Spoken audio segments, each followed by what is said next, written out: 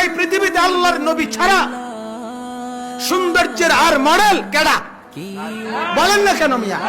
আর কার মতো একজন মানুষকে সাজানো যায় বলেন? যুবক, এই চুল কার মতো এটা কও? তোমাদের এই এলোমেলো চুল এগুলা কার মতো? কোন লোকটার মতো? কোন মাপকাঠি আছে তো বলেন?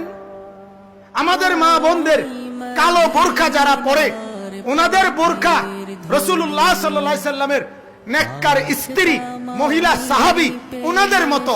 এখন রঙ্গিলা বেডিদের যে সব মোবাইল বোরকা লাল নীল হলুদ কমলা বেগুনি, বেডির জিজ্ঞানিটা কার মতো?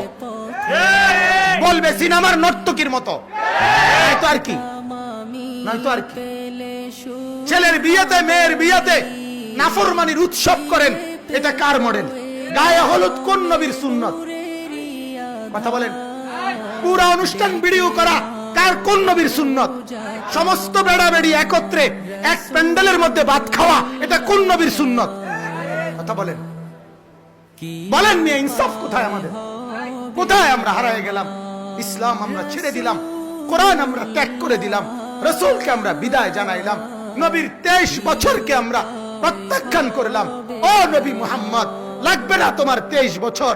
তোমার তায়েফের রক্তের কোনো মূল্য আমার কাছে নাই, তোমার দান দান শহীদের কোনো মূল্য আমার কাছে নাই, তোমার 14 দিনের পেটে পাথর বাঁধা ক্ষুধার কষ্টের কোনো মূল্য আমার কাছে নাই।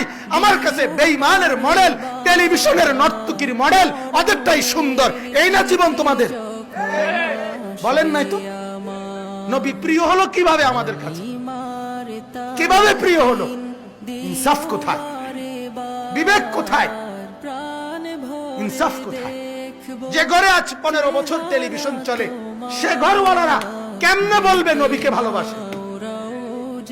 একজন বা আল্লাহর বান্দা দাঁড়াইয়া বলেন না, আপনি নবীকে কেমনে ভালোবাসেন? যে ঘরে নর্তকী নাচে,